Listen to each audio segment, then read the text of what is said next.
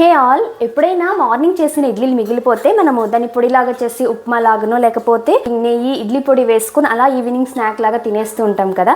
నేను కొద్ది రోజుల ముందు దీన్ని చిన్న చిన్న పీసెస్ లాగా కట్ చేసి ఇడ్లీ వెడ్జెస్ లాగా చేస్తున్నాను. మా ధన్వికి ఎంతగా నచ్చిందంటే ఎప్పుడు ఇడ్లీలు చేసినా ఈ ఇడ్లీ వెడ్జెస్ చేయడం కోసమే ఎక్కువ ఇడ్లీస్ చేస్తున్నాము.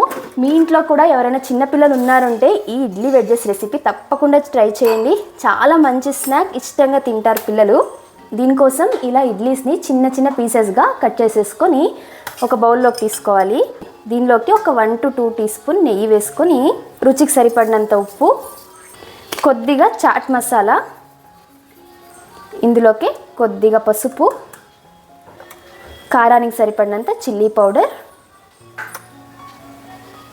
అలాగే ఒక 1/4 టీ స్పూన్ జీలకర్ర పొడి. ఇది వేయించి పొడి చేసుకున్నాను.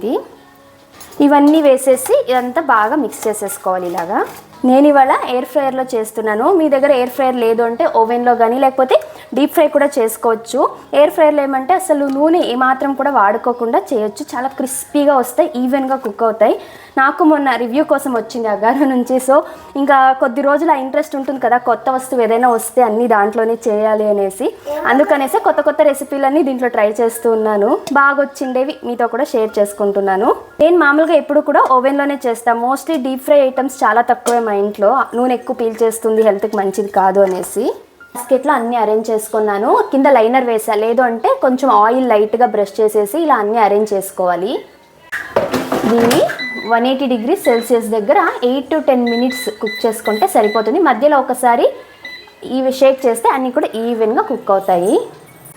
ఇంతే, నేనైతే 10 minutes కుక్ చేశాను. పర్ఫెక్ట్గా crispy and yummy idli wedges అయితే రెడీ. చూడొచ్చు ఎంత క్రిస్పీగా ఉన్నాయో. మా ధన్వి ఇందాకటి నుంచి ఈగర్గా వెయిట్ చేస్తోంది తిందామని. ఎలా ఉన్నాయి ఏమి? మేమైతే వీటిని హోమ్ మేడ్ టొమాటో కెచప్తో అయితే తింటున్నాము. మీరు కూడా ఫుల్ కూడా పెట్ట, ఉండేది చిన్న ముక్క, అందులో ఇంకా చిన్న ముక్క పెడుతున్నావా? చిన్న ముద్దలు ఈ మధ్య ఏం చేసినా కూడా అన్ని చిన్న చిన్న ముద్దలు పెడుతుంది. ఏమి అంటే కడుపులో బేబీ కోసం చిన్న ముద్దలు తినాలి నువ్వు అనేసి.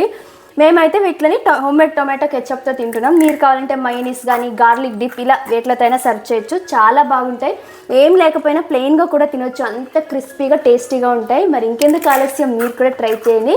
ఇంట్లో పిల్లలు ఉంటే అస్సలు మిస్ అవ్వకుండా చేసి పెట్టండి, ఇష్టంగా తింటారు. Bye bye.